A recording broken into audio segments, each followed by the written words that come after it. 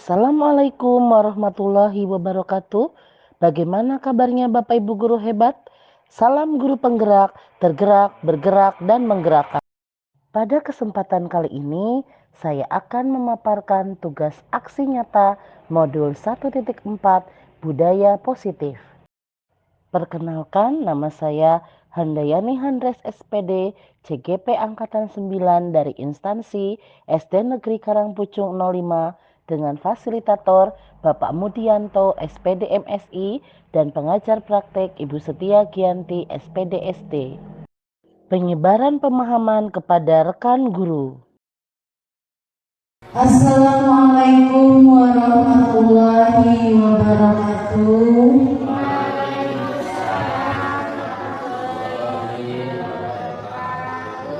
Yang terhormat Bapak Kaslam SPD selaku Kepala Sekolah SD Negeri Karangpucung 05, Bapak Ibu Guru yang saya hormati, izinkanlah saya di sini untuk melakukan diseminasi, menyebarkan pemahaman dan penerapan pengalaman budaya positif. Ini merupakan salah satu tugas dalam aksi nyata modul 1.4.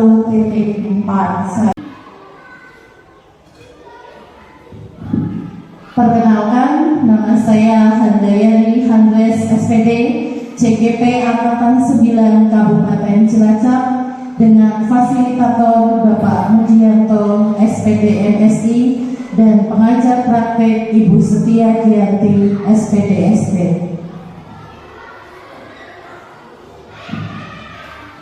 Sebelum saya mulai pada konsep inti budaya positif modul 1.4 ini, bagaimana kalau kita yel-yel dulu nih Bapak Ibu, ketika nanti saya bilang SD Negeri Karangpucung 5, Bapak Ibu menjawab luar biasa, gitu ya.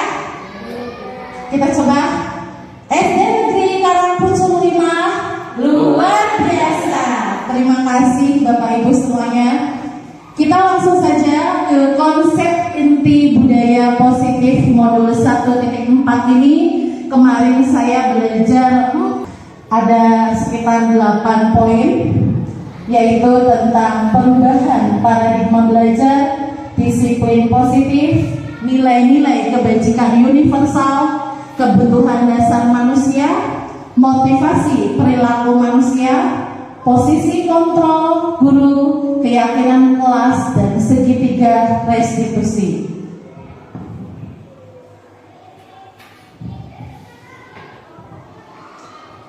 Materinya kita awali dengan pembelajaran menggunakan paradigma baru.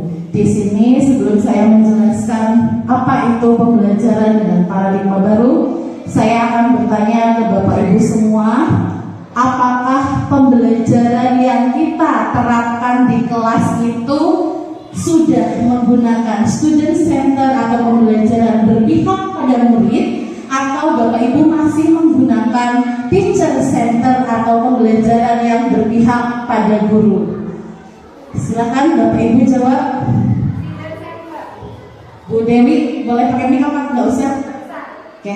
Pembelajaran di kelas Ibu kelas 5 sudah menggunakan pembelajaran yang berpihak kepada siswa. Oke. Ya. Kayaknya sebagian besar kita semua Bapak Ibu guru sudah mengikuti paradigma baru ya, yaitu dengan pembelajaran student center yang berpihak pada siswa atau pada murid.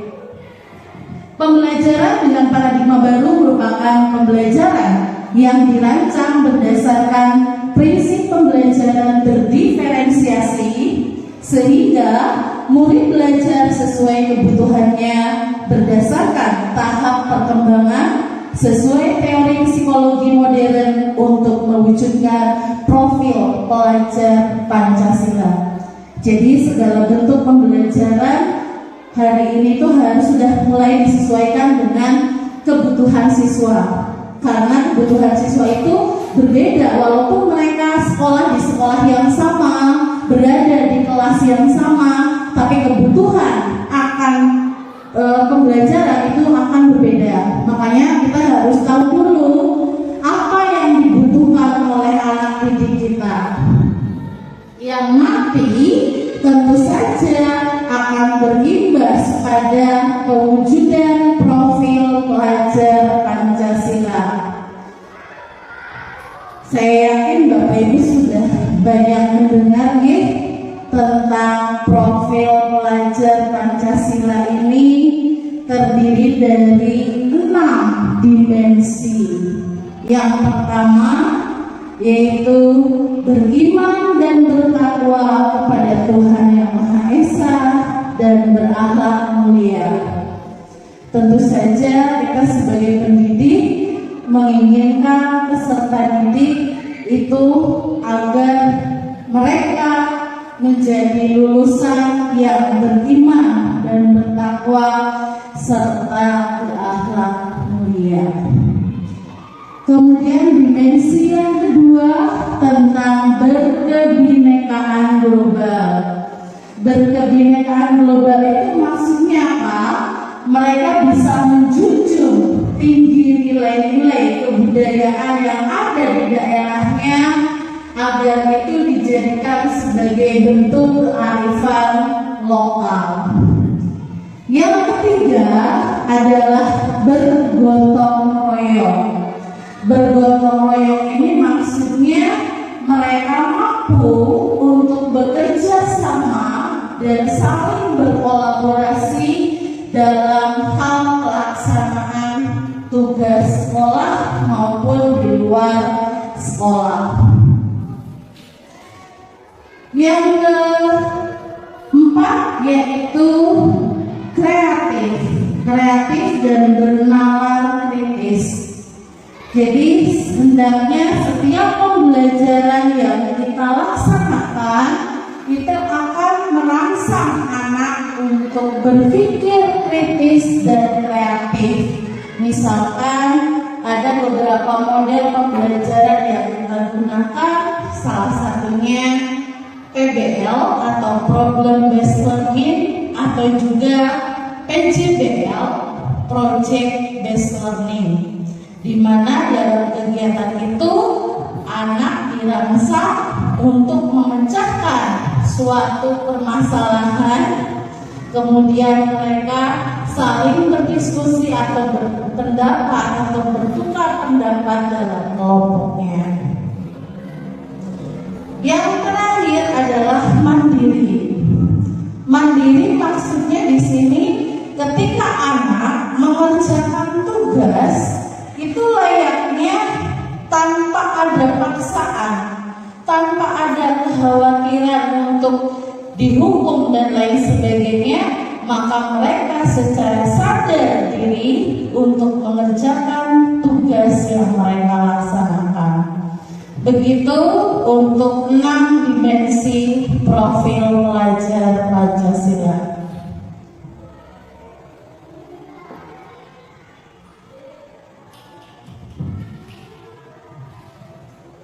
Ada 4 miskonsepsi Bapak Ibu mengenai teori kontrol. Nah, di pendidikan guru penggerak ini saya banyak sekali belajar ilmu-ilmu baru yang tidak saya pelajari di bangku kuliah. Itu banyak sekali, misalkan ini tentang teori kontrol, kemudian tentang penerapan segitiga restitusi, kemudian tentang perilaku motivasi manusia. Ternyata ada 4 miskonsepsi tentang teori kontrol. Yang pertama yaitu ilusi guru mengontrol murid. Maksudnya bagaimana Bapak Ibu? Maksudnya adalah kita itu sebagai pendidik atau sebagai guru jangan pernah berpikir kita bisa mengontrol siswa kita. Itu hanya sebuah ilusi. Mengapa seperti itu? Misalkan ketika kita memerintahkan sesuatu kepada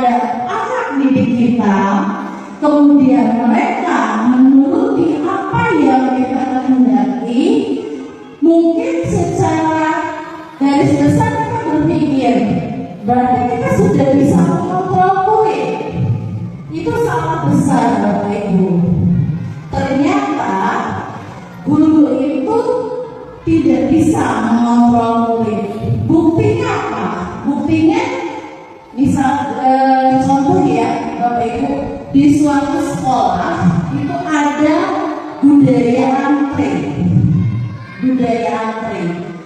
Setiap hari wali kelasnya memperlakukan untuk budaya antri masuk ke kelas masing-masing, di mana anak yang paling rajin untuk membudayakan antri itu mendapatkan hadiah dari wali kelasnya. Tapi suatu ketika kasusnya ibu wali kelasnya tidak berangkat karena sesuatu hal. Apa yang terjadi? Ternyata anak sudah kembali ke kebiasaan lama. Dia tidak menerapkan budaya antri kembali. Karena apa? Karena orang yang memberikan penghargaan, orang yang memberikan reward itu sudah tidak ada atau sudah tidak berangkat. Nah, itu artinya kita sebagai pendidik itu sebuah ilusi atau sebuah miskonsepsi ketika kita mengharapkan dapat mengontrol murid. Begitu. Yang kedua, ilusi bahwa kritik dan saran membuat rasa bersalah mampu menguatkan karakter. Jadi terkadang kita memberikan doktrin-doktrin atau kalimat-kalimat yang sekiranya membuat anak merasa bersalah. Nah, itu hanya sebuah ilusi Bapak Ibu. Misalkan gini, ketika anak melakukan sesuatu kasus, kemudian kita mengatakan, ayo nak, kamu berubah. Nah, dengan pendekatan persuasif seperti itu, kemudian membuat mereka merasa bersalah, mungkin mereka akan berubah.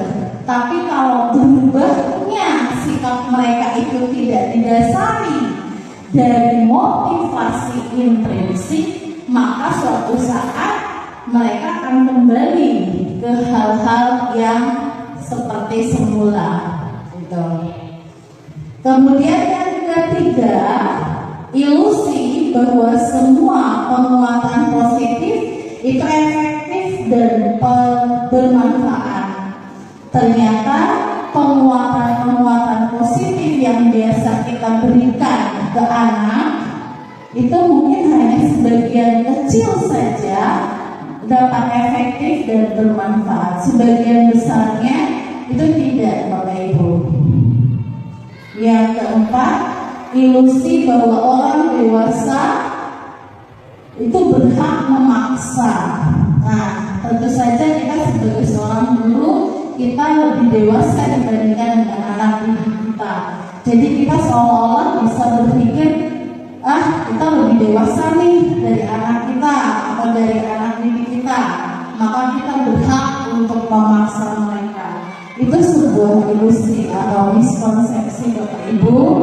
Dan ketika 4 miskonsepsi ini berada dalam diri kita, semuanya harus dirubah mulai hari ini.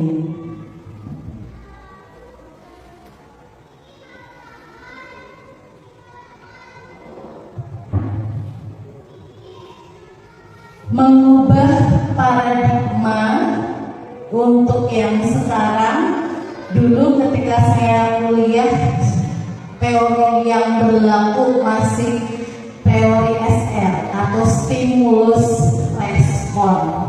Nah, sekarang teori paradigma barunya sudah beralih pada teori kontrol. Apa perbedaan dari kedua teori ini, baik itu stimulus respon maupun teori kontrol?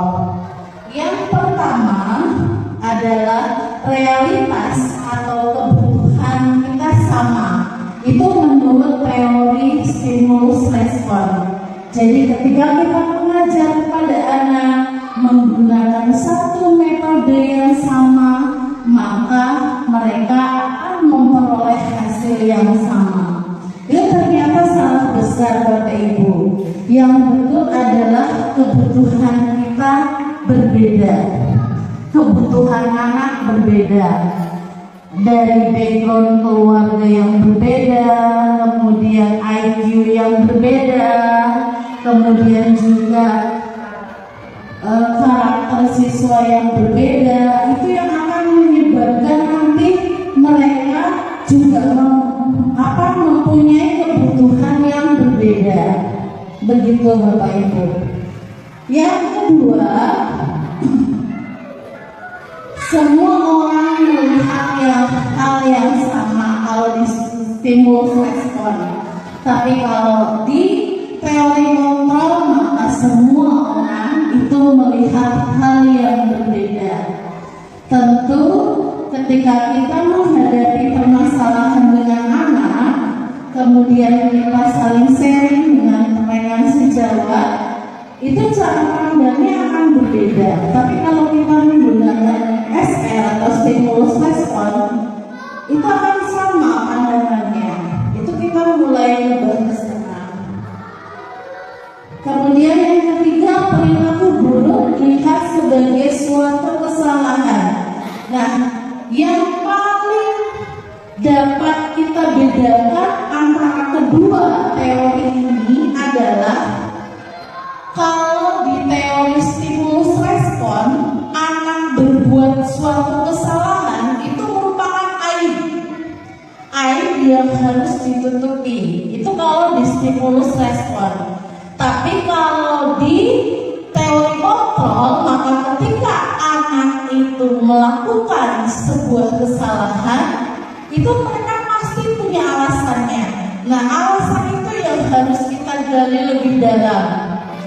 Selain alasan mereka untuk melakukan hal tersebut, kita harus cari tahu lagi kepada mereka bagaimana cara mereka untuk memperbaiki kesalahan yang sudah dilakukan. Begitu. Kita memberikan pilihan kepada mereka, ketika kamu berbuat kesalahan seperti ini, maka solusinya bagaimana? Atau pemecahannya bagaimana? Tapi kalau di stimulus respon, ketika anak melakukan kesalahan, dihukum atau disanksi. Tapi kalau di teori kontrol tidak, Bapak Ibu. Jadi kita harus menggali dulu alasan mereka melakukan itu kenapa, kemudian solusi yang terbaik. Kita berdialog dengan anak bagaimana menurut mereka solusinya.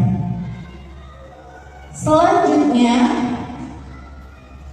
pada teori stimulus respon, orang lain bisa mengontrol saya. Contohnya, misalkan ada suatu kasus, kita memegang sesuatu yang sangat berharga di tangan kita, Bapak Ibu. Terus kemudian ada orang yang merayu, kemudian memberikan pendekatan persuasif, bujukan dan lain sebagainya, agar apa? Agar barang yang ada di genggaman kita itu bisa diberikan kepada mereka. Betul. Kalau menurut Bapak Ibu, sekiranya Bapak Ibu memegang barang yang paling berharga di dunia ini, kemudian ada orang yang meminta begitu saja, apa kita akan memberikan, Bapak Ibu?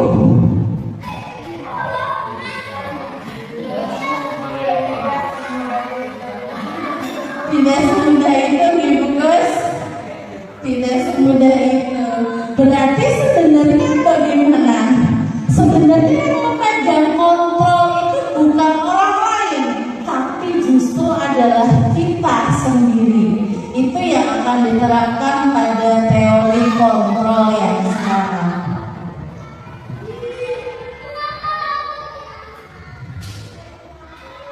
Nah,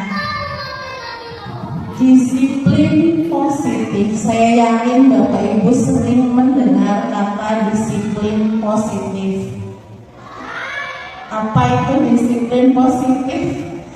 Disiplin berasal dari kata disiplina yang artinya belajar. Disiplin mengacu pada disiplin diri yang memiliki tanggung jawab terhadap apa yang dilakukannya berdasarkan nilai-nilai yang diyakini. Misalkan ada contoh begini, ketika kita berkendara itu harus menggunakan helm. Nah, Bu Siti ketika pakai motor menggunakan helm, alasannya menggunakan helm itu apa, Bu Siti? Takut polisi. Iya, betul sekali. Kalau misalkan Bu Siti menggunakan helm itu karena takut polisi, berarti itu belum dari motivasi intrinsiknya, Ibu. Itu baru dari motivasi ekstrinsik. Karena apa? Karena takut dihukum, takut disanksi oleh polisi. Iya. Tapi kalau kita menggunakan helm itu demi keselamatan. Nah, saya menggunakan helm karena takut ada apa-apa di jalan, nauzubillah misalkan kecelakaan di jalan, kemudian kepala kita terbentuk aspal. Nah, karena kita menggunakan helm, jadi posisi kepala kita aman. Gitu. Kalau misalkan kita sudah berani atau menerapkan nilai-nilai kebajikan universal seperti itu tanpa disuruh oleh polisi pun, ada atau tidak polisi pun, maka kita akan tetap menggunakan helm. Gitu. Itu bedanya Bapak Ibu. Jadi disiplin positif dengan disiplin yang dalam artian tanda kutip nanti berakhir ke hukuman atau sanksi. Jadi kalau misalkan tidak ada polisi, kita nggak pakai helm, gitu. Tapi kalau misalkan alasannya adalah nilai-nilai universalnya yang keselamatan, maka ada atau tidak polisi itu, atau misalkan kita mau ke desa atau ke kota sekalipun, kita tetap menggunakan helm tersebut. Selanjutnya, disiplin positif merupakan salah satu cara penerapan disiplin yang bertujuan untuk menumbuhkan kesadaran serta memberdayakan peserta didik tanpa imbalan penghargaan atau reward, ancaman atau hukuman. Seperti tadi yang sudah saya katakan, jadi ketika anak menurut ke kita, itu dilihat dulu Bapak Ibu karena apanya. Ada karena menghindari hukuman atau ancaman. Jadi kadang saya jumpai kasus ketika saya mengajar di SMP, Bapak Ibu, ada salah satu guru, mungkin di sini juga saya tidak mau menyebutkan, ada salah satu guru yang memang melakukan hukuman secara fisik ke anak itu, hingga akhirnya anak itu kalau di SMP saya kemarin sampai 3 hari dia tidak mau berangkat sekolah, alasannya takut terhadap guru tersebut. Tuh, akhirnya apa? Akhirnya karena memang banyak sekali kasus-kasus sampai detik sekarang. Kemarin kita menjumpai di Kabupaten Sumbawa, ya Bapak Ibu, yang dimana anak itu disuruh untuk melaksanakan sholat duhur berjamaah, tapi ternyata anak itu tetap tidak mau melakukan sholat duhur tersebut, hingga akhirnya mungkin suatu keadaan memaksa guru karena saking lumesnya melihat anak tersebut, mungkin akhirnya tangannya dipukul atau bagaimana, kemudian orang tuanya tidak terima dan guru itu dipolisikan. Ya. Tapi kalau misalkan kita sebagai wali murid, tentu kita akan senang sekali ketika anak kita dipukul karena tidak melakukan sholat. Tapi sebagian orang tua memang entah karena mungkin media sosial yang sangat update tentang undang-undang guru yang memang belum ada payung hitamnya untuk melindungi profesi kita, hingga akhirnya ya kalau kasus seperti itu memang guru yang disalahkan Bapak Ibu. Walaupun alasannya pengen mendisiplinkan anak, menerapkan sholat dan lain sebagainya, dengan alasan apapun guru yang akan disalahkan. Gitu. Terus kemudian yang ketiga, sebagai pendidik tujuan kita adalah menciptakan peserta didik yang memiliki disiplin diri, sehingga mereka berperilaku mengacu pada nilai-nilai kebajikan universal dan memiliki motivasi intrinsik dalam perubahan perilaku yang akan lebih baik. Ini dapat kita ajarkan ke peserta didik mulai dari awal tahun Bapak Ibu dengan pembentukan keyakinan kelas. Ternyata setelah saya mengikuti guru penggerak ini, pembentukan keyakinan kelas itu berasal dari anak Bapak Ibu, bukan berasal dari guru. Jadi saya sudah mempraktekkan kemarin untuk keyakinan kelas. Jadi anak menginginkan seperti apa kelas idealnya, itu dituliskan di secari kertas, kemudian ditempelkan, semuanya berhak menempelkan semua. Kemudian nanti kita berdiskusi, dipilah lagi. Oh, yang ada kalimat negatifnya kita rubah menjadi kalimat positif. Kemudian dari aturan-aturan tentang keyakinan kelas ini dapat digali nilai-nilai kebajikan universalnya, sehingga diharapkan apa? Karena mereka yang membuat keyakinan kelas itu, kemudian mereka juga yang akan menerapkan dengan penuh rasa tanggung jawab. Gitu. Jadi tidak hanya sekedar kita berembuk dengan siswa, kemudian kita tuliskan, selesai, itu dipajang hanya sebuah aksesoris kelas. Tapi tidak seperti itu Bapak Ibu.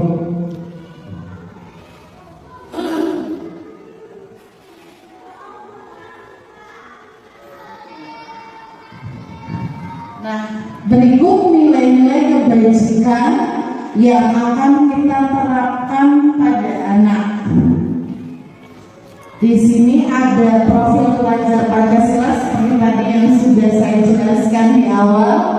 Kemudian ada Ibu Primary Youth Program atau PYP.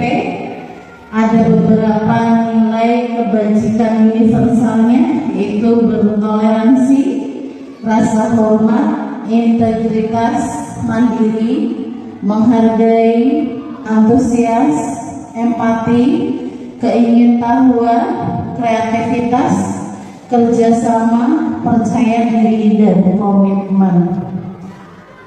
Kemudian yang ketiga, keterampilan hidup atau life skill. Jadi nilai-nilai kebajikan yang akan nanti kita harapkan ada pada peserta didik itu, diantaranya dapat dipercaya, kemudian lulus hati, pendengar yang aktif, tidak merendahkan orang lain, dan memberikan yang terbaik dari diri. Jadi hendaknya dengan mengenal nilai-nilai kebajikan universal ini, kita bisa menerapkan disiplin pada anak tanpa mereka takut ancaman, takut hukuman, atau mengharapkan pujian, reward, atau tapi itu datang dari dalam diri mereka sendiri secara motivasi intrinsiknya. Itu mereka sudah bisa meyakini apa yang harus mereka lakukan.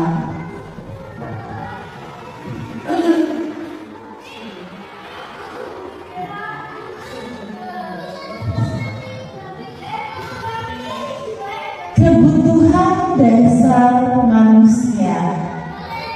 Kebutuhan dasar manusia adalah segala sesuatu yang kita lakukan untuk mendapatkan apa yang kita inginkan. Seluruh tindakan yang kita lakukan memiliki tujuan tertentu, dan semua usaha yang terbaik kita lakukan adalah dalam rangka agar kebutuhan dasar kita terpenuhi dengan baik. Ada mungkin yang sudah mengenal apa saja kebutuhan dasar manusia, Bapak Ibu? Nih, kalau dulu saya mengenalnya hanya sebagai sandang, pangan, papan, itu. Tapi sekarang ternyata banyak sekali, Bapak Ibu, ada lima kebutuhan dasar manusia. Yang pertama adalah kebutuhan untuk bertahan hidup. Nah, kebutuhan bertahan hidup dimulai dari makanan, pakaian, tempat tinggal, keamanan, dan kesehatan. Itu kebutuhan yang paling sangat amat penting. Yang kedua, kasih sayang dan rasa diterima. Ini contohnya apa saja, Bapak Ibu? Rasa diterima, dipedulikan, berbagi, kemudian kerjasama, menjadi bagian dari sebuah kelompok.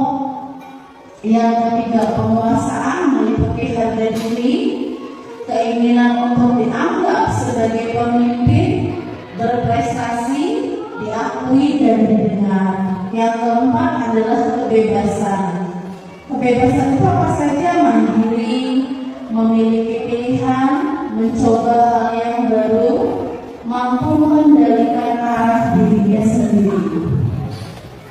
Yang kelima yaitu kesenangan. Kesenangan itu bermain, humor, antusiasme, dan tertawa. Jadi ketika misalkan kita menjumpai hubungan dengan kasus dalam pembelajaran nih, Bapak Ibu, kita mendapati ada anak yang tidak memperhatikan saat kita menerangkan, misalkan dengan dia jalan-jalan atau dia menjadi temannya. Itu ternyata dari 5 kebutuhan ini ada yang mereka cari. Contoh, misalkan kalau kita menerangkan kalau dia bermain terus, maka kebutuhan yang harus dia penuhi adalah kesenangan, Bapak Ibu. Kesenangan. Kemudian ketika kita mengatakan, Rohim, kenapa kamu tidak memperhatikan penjelasan Bu Guru? Kemudian anak itu menjawab, saya bosan Bu, karena cara mengajar Bu Guru seperti itu terus. Nah, ternyata itu kebutuhan dasar yang mereka cari adalah kebebasan, Bapak Ibu. Kebebasan. Kemudian ada lagi contoh yang lain. Ada anak yang suka menjahili temannya atau merusak fasilitas sekolah. Nah, ternyata apa? Ternyata kebutuhan yang dia cari adalah mencari perhatian dan rasa kasih sayang dari gurunya. Karena mungkin background keluarganya yang broken home, kemudian juga di rumahnya tidak diperhatikan oleh orang tuanya sehingga mencari perhatian di sekolah. Jadi kalau kita sudah mengenal 5 kebutuhan dasar manusia ini, kita bisa menganalisis kasus untuk anak itu kenapa dia berbuat seperti itu di kelas atau di sekolah, berarti atas dasar 5 kebutuhan ini.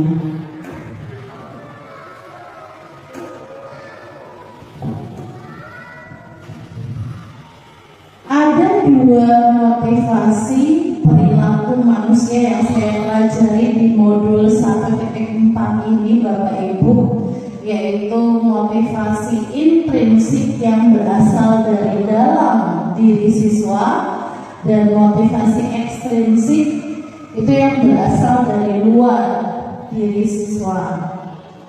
Untuk motivasi ekstrinsik di sini seperti tadi yang sudah saya jelaskan, yaitu untuk mengharapkan atau untuk menghindari hukuman, ancaman, dan juga mengharapkan imbalan, reward atau penghargaan. Tapi kalau seperti ini, ketika berasal dari motivasi ekstrinsik, itu pengaruhnya tidak akan lama, Bapak Ibu, tidak akan lama. Seperti tadi yang sudah saya katakan, untuk budaya antri di kelas hanya berlaku ketika Bapak Ibu guru yang menerapkan untuk memberikan hadiah, untuk memberikan pujian, itu masih ada. Tapi ketika orang yang mereka biasa kasih imbalan itu tidak ada, maka mereka akan kembali ke kebiasaan yang lama. Begitupun ketika kita mendisiplinkan anak dengan hukuman fisik, misalkan seperti ini, Bapak Ibu, ketika kita upacara bendera kemudian mendapati anak yang tidak menggunakan atribut lengkap, maka kita akan mengatakan, kamu berdiri di bawah tiang bendera selama 1 jam. Nah, itu mungkin anak akan menurut, Bapak Ibu, menurut. Minggu besoknya dia akan menggunakan seragam yang lengkap. Tapi kalau misalkan kita berlakukan terus seperti ini, apalagi dengan hukuman fisik sampai menampar atau memukul, yang ada kalau itu anak usia SMP, Bapak Ibu, maka dia akan timbul rasa dendam dalam dirinya, sehingga sampai ke belakang dia akan menggembesi ban sepeda motor Bapak Ibu gurunya. Bapak Ibu, saya pernah mendapati kasus seperti itu. Ternyata anak itu memang pernah dihukum secara verbal atau psikologinya memang. Nah, itu akan menjadikan anak itu psikologinya terganggu. Dia akan menjadi orang yang sangat amat pendendam. Jangan salah Bapak Ibu, jadi kata-kata yang kita ucapkan pada peserta didik itu mungkin akan teringat memorinya sampai detik sekarang. Misalnya dulu ya, teman-teman saya kemarin ketika Zoom itu sempat mengutarakan pengalaman terpahit apa yang pernah dilaksanakan ketika sekolah dulu. Ternyata ada teman saya yang mengatakan ketika ulangan matematika, ketika ulangan matematika dia duduk paling depan dan tidak mencontek temannya, tapi kemudian gurunya mengatakan bahwa dia mencontek, hingga akhirnya gurunya mengatakan, dasar kamu bodoh, tugasmu hanya nyontek temannya. Dan itu katanya sampai detik sekarang, walaupun saya sudah jadi guru, saya akan selalu ingat perkataan dari Bapak Ibu guru saya zaman SD dulu. Jangan sampai kita menjadikan murid kita itu sebagai orang yang pendendam hanya dengan kata-kata atau tindakan fisik yang kita lakukan. Untuk mendapatkan imbalan atau penghargaan dari orang lain itu juga sama Bapak Ibu. Saya pernah buku atau artikel di situ bertuliskan imbalan itu adalah hukuman atau penghargaan itu adalah hukuman. Ternyata yang namanya penghargaan, kemudian reward, kemudian hadiah itu hanya berasal dari motivasi ekstrinsik Bapak Ibu. Karena apa? Ketika yang namanya misalkan di setiap kali kita pembelajaran di kelas, anak bisa jawab pertanyaan kita kasih permen 1, mungkin hanya permen 1. Tapi kalau misalkan itu terus berlangsung secara konsisten Bapak Ibu, maka ketika kita tidak membawa permen itu, mereka akan jauh tidak semangat. Guru saya nggak mau jawab pertanyaan karena ibu nggak bawa permen. Jadi hanya akan seperti itu. Tapi kalau misalkan motivasi itu berasal dari dalam dirinya sendiri, yang kita sebut tadi dengan motivasi intrinsik, maka untuk menjadi orang yang mereka inginkan dan menghargai diri sendiri dengan nilai-nilai yang mereka percaya. Jadi sebaiknya seperti tadi yang sudah saya katakan, mereka dilatih untuk membuat keyakinan kelas, kemudian juga mereka mengetahui nilai-nilai kebaikan universal apa yang terkandung dari keyakinan kelas yang sudah mereka buat. Maka ada atau tidak ada gurunya, maka mereka juga akan melakukan pembelajaran seperti biasa Bapak Ibu. Sebagai contoh, kemarin ketika saya hari Sabtu lokal karya di Cilacap, saya memberikan tugas ke anak untuk menggambar di kelas Bapak Ibu, tapi saya menerapkan seperti ini. Jadi kamu coba, saya kasih kepercayaan kalian untuk tidak ramai di kelas, tidak mengganggu kelas yang lain. Ketika misalkan kamu ditugasi untuk menggambar, berarti waktu 2 jam itu harus kamu selesaikan untuk menggambar. Tidak boleh mengganggu temannya, apalagi mengganggu kelas yang lain. Ternyata mereka sedikit demi sedikit sudah bisa, untuk saya percaya seperti itu. Bapak Ibu, kemarin juga saya tanya ke Bu Emma, bagaimana kelas 4, ternyata di saat kelas-kelas yang lain sudah pulang, mereka tetap tidak mau pulang Bapak Ibu, karena gambarnya belum selesai. Padahal saya mengatakan ketika kelas yang lain sudah pulang, ya pulang aja nggak apa-apa. Nanti besok dikerjakan lagi di sekolah, tidak harus kamu habiskan waktu sampai jam 11:30 atau sampai jam 12 di sekolah. Gitu. Jadi dengan tanpa melakukan hukuman, baik itu verbal maupun fisik, kemudian juga tanpa kita memberikan imbalan, kita coba kasih kepercayaan mereka. Tapi dengan cara seperti itu kita ajak mereka untuk berdiskusi apa yang mereka inginkan, gitu.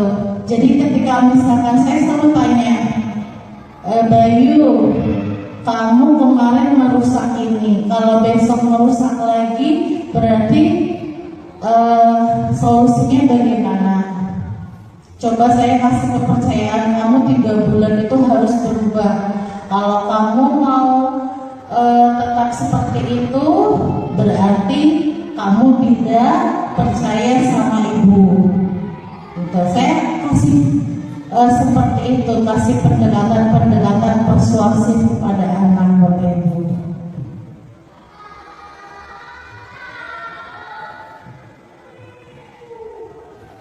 Nah, ini adalah perbedaan hukuman, konsekuensi, dan restitusi.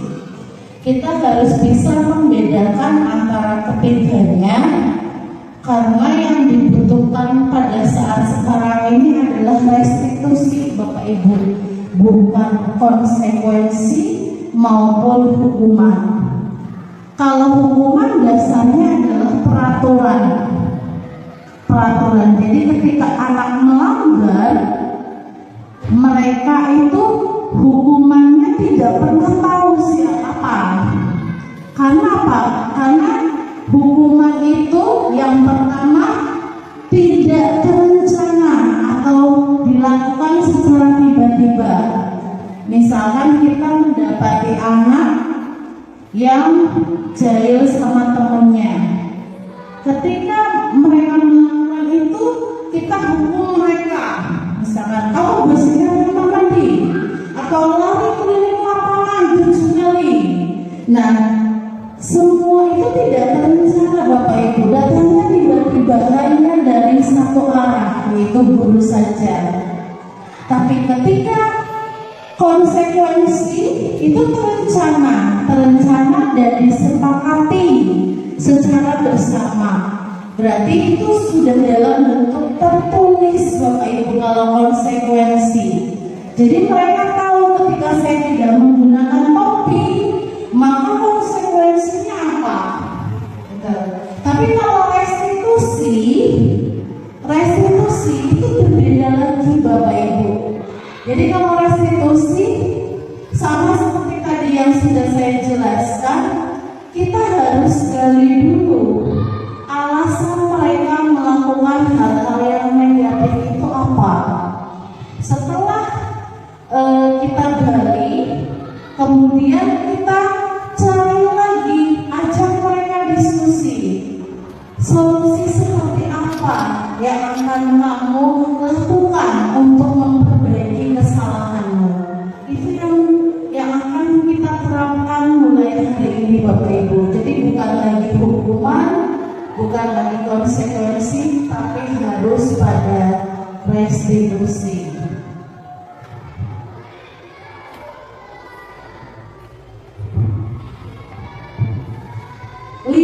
Posisi kontrol sebagai seorang guru. Tadi saya sudah mengatakan bahwa kita sudah harus mulai beralih dari teori stimulus respon pada teori kontrol Bapak Ibu. Nah, di sini ada 5 posisi kontrol sebagai seorang guru.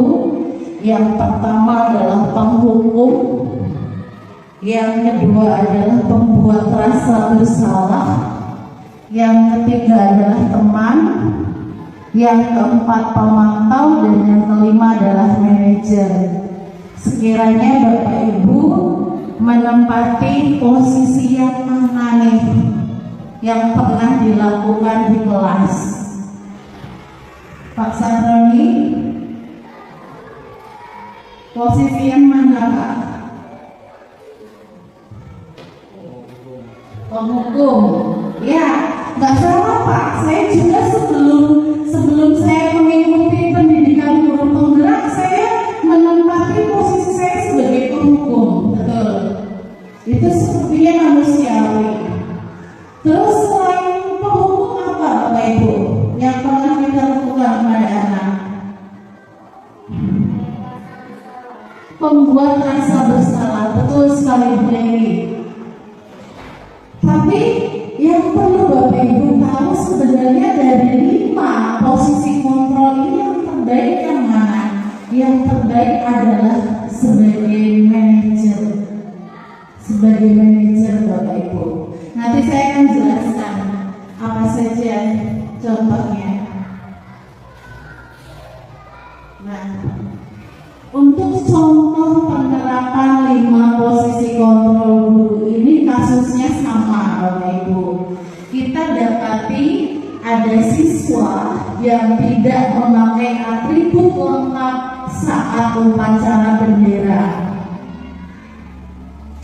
Kasusnya adalah anak tidak menggunakan atribut lengkap pada saat upacara bendera. Kalau kita menggunakan posisi kita sebagai penghukum, maka kita akan mengatakan karena kamu tidak menggunakan atribut lengkap, maka kamu berdiri di bawah tiang bendera selama 1 jam. Gitu. Ya, kata-kata seperti itu yang untuk menghukum, yang digunakan sebagai penghukum.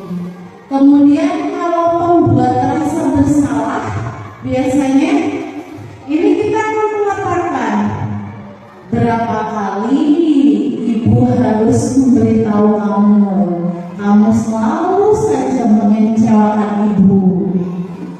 Kamu gak kasihan sama ibu. Ibu sudah capek-capek mengajar, sudah menyempatkan waktu dari rumah datang ke sekolah kasih. Masa kamu tidak ada pengertian sama sekali? Kamu gak kasihan sama ibu.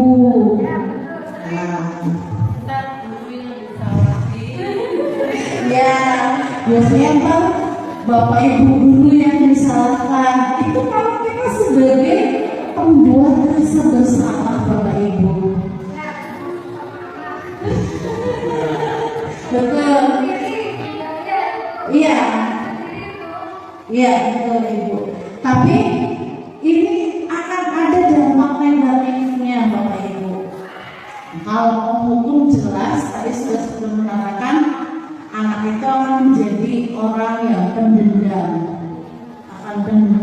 dan itu akan selamanya terekam dalam memori otak mereka sampai mereka dewasa. Saya pernah dikatakan apa sama guru SD saya pernah misalkan dibalemi kapur atau dibalemi menghapus, itu akan terekam semua bapak ibu. Mungkin sampai dia jadi menteri sekalipun ketemu sama bapak ibu, oh ini guru saya dulu nabrak saya nih. Nah, itu kan selalu diingat bapak ibu.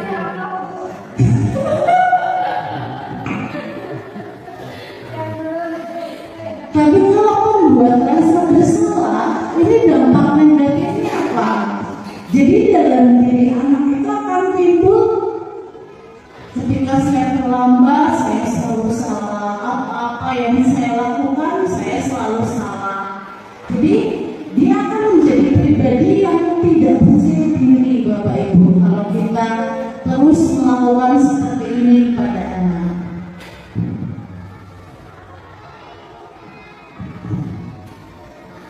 Tapi untuk yang posisi sebagai teman, kita bisa mengatakan apa yang ayo dong ikuti aturan sekolah, tolong bantu ibu ya. Sekali ini saja, sudah tidak apa-apa. Lain kali jangan sampai berbuat ini lagi ya. Nah, itu biasanya dengan pendekatan persuasif Bapak Ibu. Kita masuk ke dunia mereka, kemudian kita menggunakan bahasa mereka agar mereka juga merasakan kita sebagai seorang teman. Itu sudah bagus Bapak Ibu, tapi ternyata ada dampak negatifnya. Apa itu dampak negatifnya Bapak Ibu? Jadi anak itu hanya akan menurut kepada kita saja sebagai wali kelasnya atau sebagai guru mereka. Untuk yang bukan wali kelas, misalkan yang mengajar kelas 1, ketika saya mengajar kelas 4, anak akan menurut kepada saya saja, tapi tidak menurut kepada yang lain. Kenapa? Karena anak akan menganggap bahwa guru lain itu bukan teman saya. Yang teman saya adalah wali kelas saya sendiri. Karena timbul seperti itu. Jadi mereka hanya akan menurut pada satu orang, Bapak Ibu.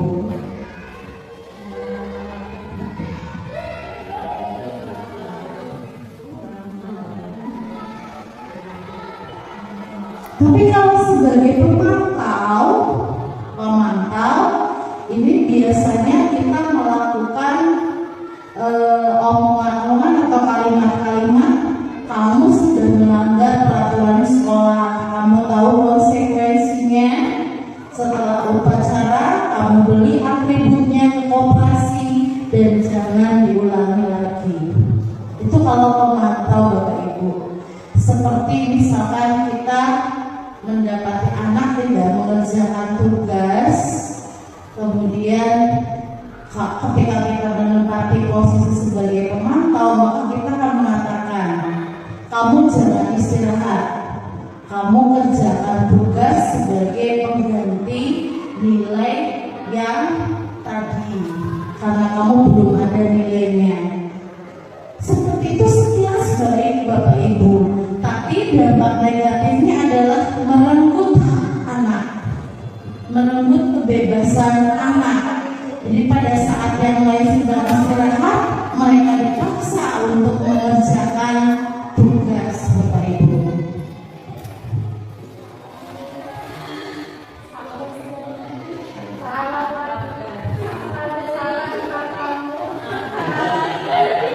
Nah ini yang paling bagus Bapak Ibu, manajer. Jadi ketika kita menjumpai kasus pada anak, maka kita tanya dulu.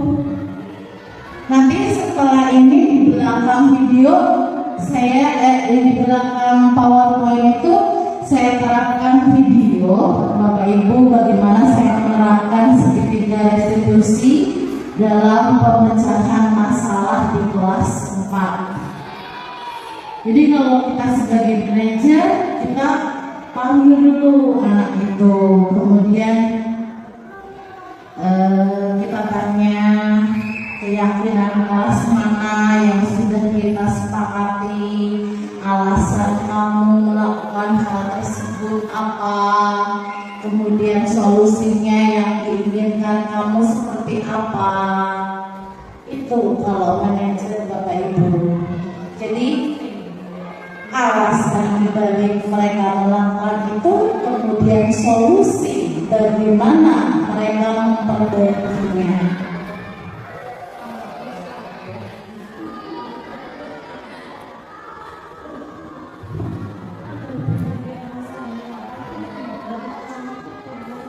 Untuk materi berikutnya yaitu tentang keyakinan kelas, saya yakin Bapak Ibu semuanya sudah menerapkan tentang pembuatan keyakinan kelas atau kesepakatan kelas. Mengapa bukan peraturan kelas Bapak Ibu? Mengapa harus keyakinan kelas?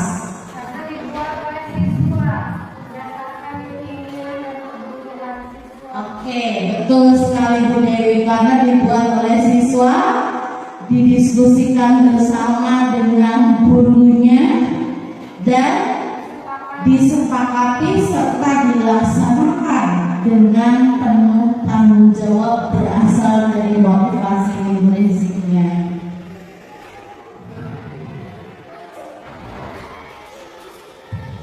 Pembentukan keyakinan kelas itu bersifat abstrak, berupa pernyataan universal dibuat dalam pernyataan positif. Jadi kalau misalkan keyakinan kelas itu masih diawali dari kata jangan atau dilarang atau tidak boleh, nah itu bukan keyakinan Bapak Ibu, tapi peraturan. Jadi kalau keyakinan kelas itu berupa kalimat-kalimat positif. Jadi misalkan begini, kemarin juga ketika saya mempraktekkan tentang keyakinan kelas, anak juga membuat tidak boleh makan dan minum ketika jam pelajaran Bu, atau tidak boleh datang terlambat. Terus saya tawarkan lagi kepada mereka, yuk diubah menjadi kalimat positif. Misalkan tidak boleh datang terlambat ke sekolah diganti dengan datang tepat waktu, misalkan. Terus kemudian tidak boleh membuang sampah sembarangan, itu diganti dengan buanglah sampah pada tempatnya. Jadi kalau misalkan dimulai dari kata-kata positif, maka anak akan meyakini itu dalam dirinya sebagai bentuk tanggung jawab, bukan karena paksaan dari Bapak Ibu guru. Yang keempat yaitu mudah diingat Bapak Ibu. Jadi yang namanya keyakinan kelas itu tidak boleh banyak-banyak. Kalau yang banyak itu adalah peraturan. Kalau keyakinan itu paling banyak ya 10 lah, 10 atau kurang dari 10 Bapak Ibu. Jadi kalau saking banyaknya mereka kan bingung keyakinan kelas mana ya Bu. Ketika mereka melanggar, misalkan berantem dengan temannya, kita tanya, yo keyakinan kelas mana yang sudah kamu langgar? Keyakinan kelas mana ya Bu, saking banyaknya. Tapi kalau sedikit mereka akan menjawab, saling menghormati dan menghargai antar teman Bu. Mereka akan menjawab seperti itu. Kemudian yang kelima, sesuai dengan kondisi kelas dan sekolah sehingga mudah diterapkan. Jadi misalkan kita menerapkan keyakinan kelas, mereka harus datang menggunakan sepatu. Tapi kalau kondisinya sedang banjir, Bapak Ibu, ya tetap tidak bisa menggunakan sepatu, nggak apa-apa. Jadi kita sesuaikan dengan kondisi sekolah. Yang keenam, semua warga sekolah atau warga kelas dilibatkan saat membuat keyakinan kelas. Jadi tidak cuma anak-anak saja, tapi juga Bapak Ibu guru yang mengajar di kelas tersebut.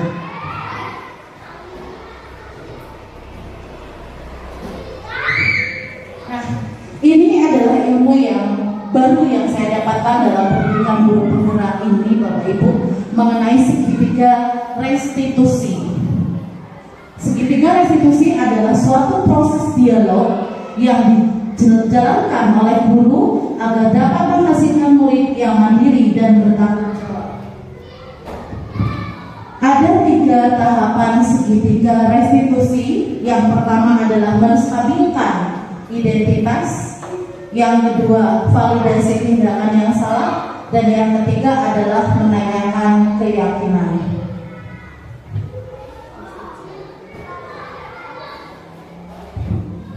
Untuk tahap yang pertama, menstabilkan identitas, berdasarkan prinsip membuat kesalahan adalah bagian dari proses pembelajaran. Jadi tadi kan kita dasarnya adalah teori kontrol di Bapak Ibu, bahwa kesalahan anak itu bukan sesuatu aib, tapi sesuatu yang harus dijadikan pembelajaran dan dijadikan solusi bagaimana pemecahannya. Maka ketika tahapan yang pertama untuk menstabilkan identitas, kita bisa mengatakan pada anak dengan berbuat itu wajar. Tidak ada manusia yang sempurna. Bapak atau ibu juga pernah melakukan itu. Ibu atau bapak tidak mau mencari siapa yang salah, tapi ibu atau bapak ingin mencari solusi dari permasalahan ini. Kamu berhak merasa begitu. Atau dengan kita mengucapkan seperti itu, maka anak akan menstabilkan identitas dalam dirinya. Jadi dia tidak ada yang namanya rasa dendam, rasa rendah diri. Karena apa? Karena apa yang mereka lakukan mungkin itu kesalahan kita sebagai manusiawi atau sebagai manusia biasa. Atau kita juga dulu ketika sekolah mungkin pernah melakukan itu.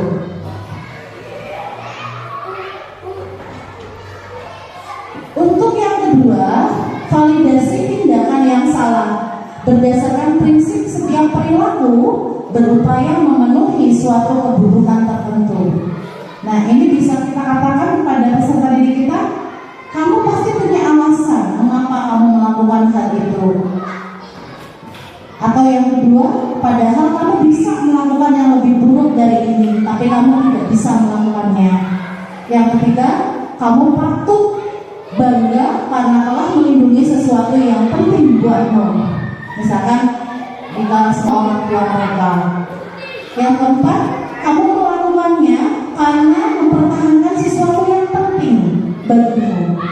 Dan dengan tahapan yang kedua ini,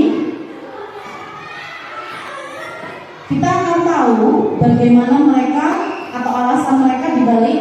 Tahapan yang ketiga yaitu tentang keyakinan, menanyakan keyakinan. Ini kita bisa bertanya kepada mereka, apa keyakinan kelas kita? nilai-nilai apa yang telah disepakati bersama. Kemudian seperti apa gambaran kelas yang ideal menurut kamu, atau kamu ingin menjadi seperti apa nantinya.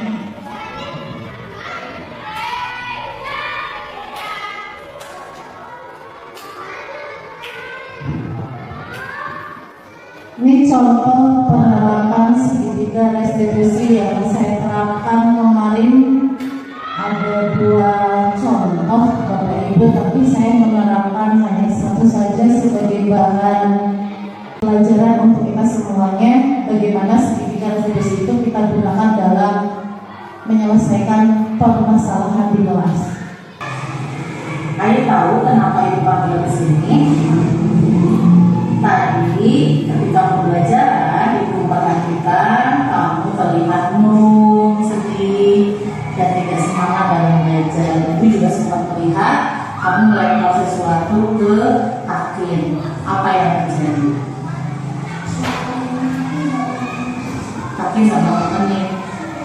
Kamu melempar apa ke Akin? Bukan. Kenapa sih kamu melakukan itu?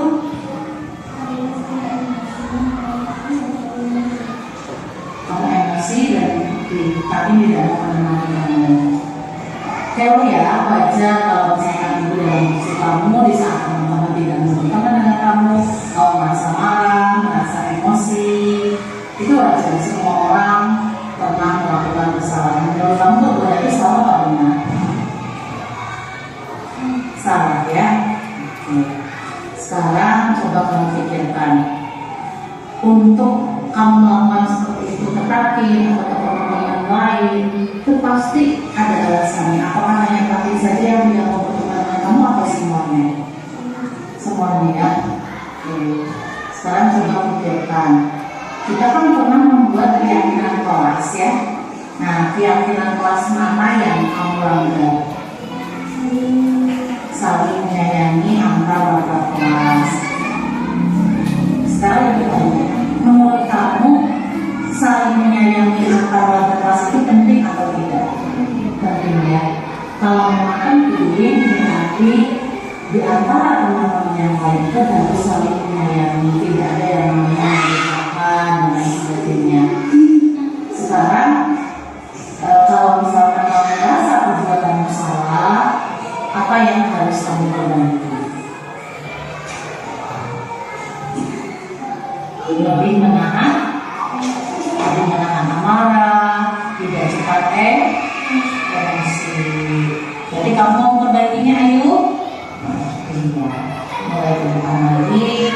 Ingat, setiap kali marah itu harus ditahan emosinya, harus lebih bersabar lagi. Jadi ayo, tetap semangat untuk belajarnya. Silakan diperbolehkan kamu kembali ke kelas. Terima kasih Ibu.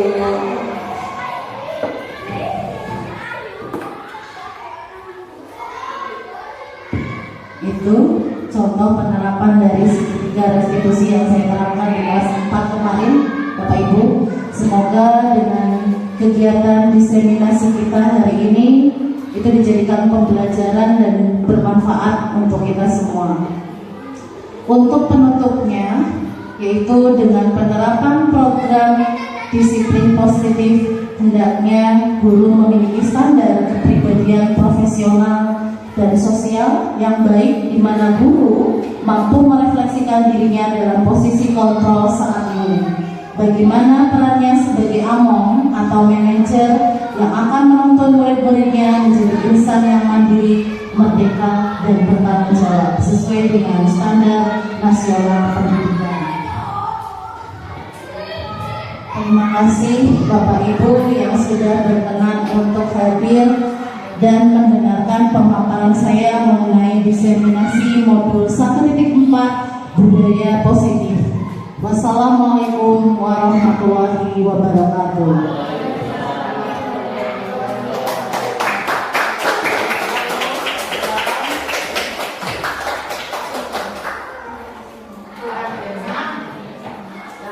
Berikut adalah dokumentasi kegiatan diseminasi kepada rekan sejawat di SD Negeri Karangpucung 05.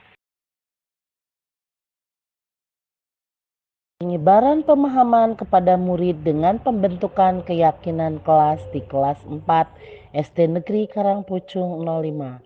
Assalamualaikum warahmatullahi wabarakatuh anak-anak.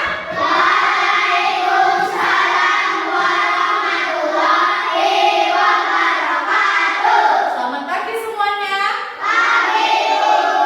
Bagaimana kabar kalian?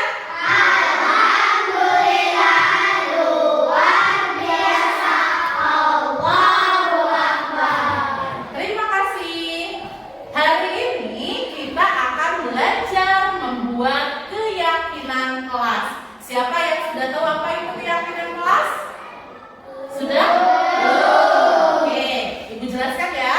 Sama seperti peraturan sekolah, maka kelas juga harus mempunyai peraturan. Tapi namanya bukan peraturan kelas, melainkan keyakinan kelas. Bedanya apa dengan peraturan kelas? Kalau keyakinan kelas berarti pelaksanaannya atau penerapannya itu timbul dari dalam diri kalian sendiri untuk kalian yakini dengan dasar tanggung jawab. Maka dari itu nanti Ibu akan bagi kertas. Nah, di dalam kertas itu kamu tuliskan keinginan kelas seperti apa sih yang ideal menurut kamu. Kamu ingin kelas seperti apa selama pembelajaran kita 1 semester ke depan. Kamu boleh menuliskan apa saja yang kamu inginkan mengenai kelas kita ke depannya.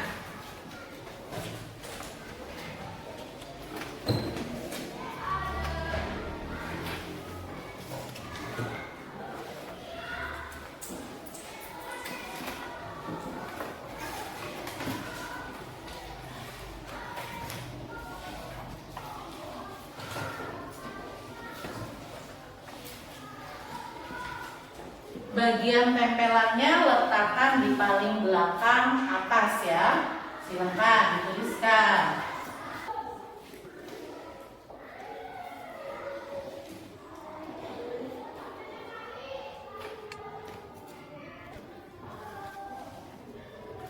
Ada yang sudah selesai?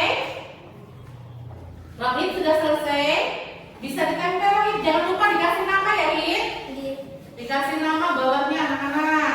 Tasya sudah selesai, silakan ditempel. Bisa? Siap. Tasya. Nah, kanan tinggi sini.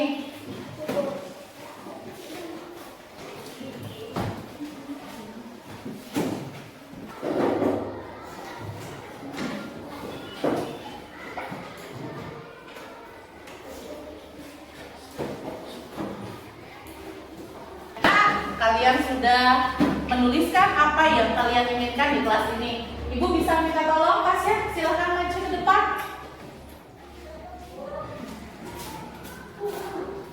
Untuk membacakan keyakinan kelas yang teman-teman inginkan dari mulai yang paling atas.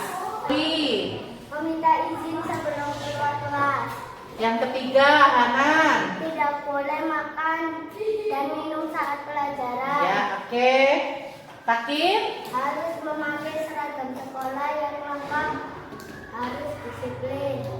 Aifat. Membuang sampah pada tempatnya. Oke, terima kasih Tasya. Berikan aplaus buat Tasya. Sekarang coba ya, dari keyakinan kelas yang sudah kalian tempelkan, kita pilih dulu atau kita pilih mana keyakinan kelas yang hampir sama. Itu kita ambil salah satu saja. Adakah keyakinan kelas yang hampir sama di sini? Oke, berangkat tepat waktu ke sekolah.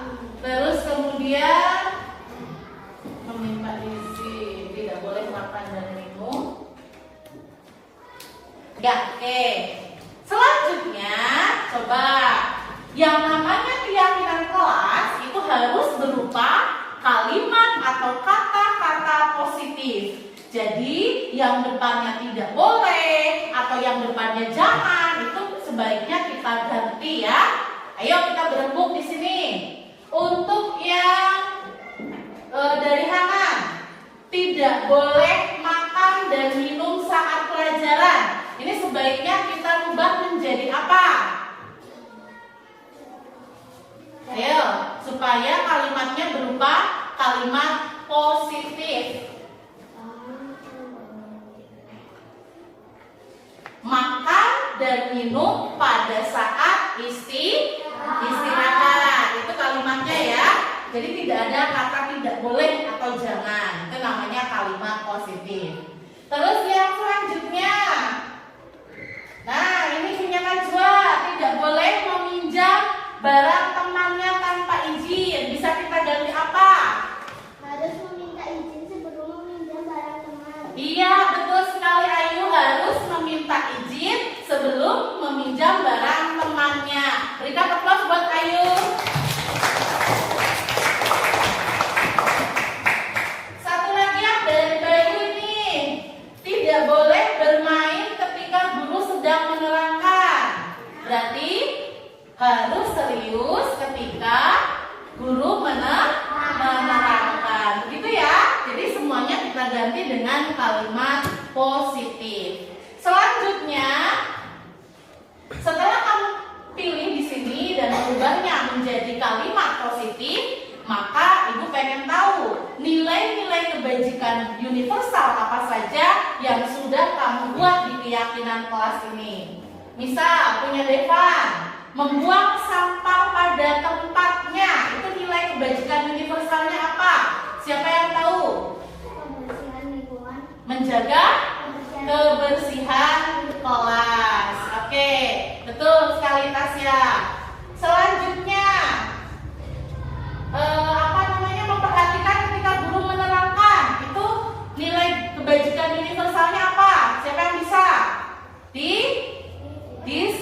Disiplin, betul. Berangkat tepat waktu ke sekolah. Berarti nilai kebajikannya apa?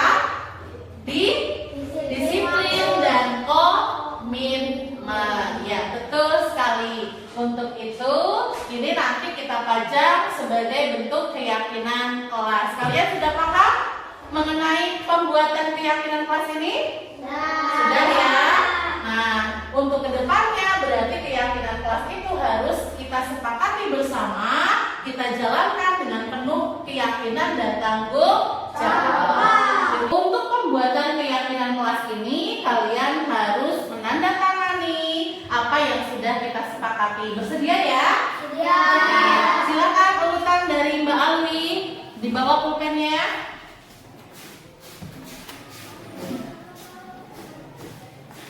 Sebelah sini Mbak.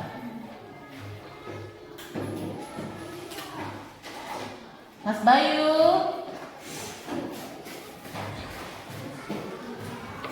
Sini.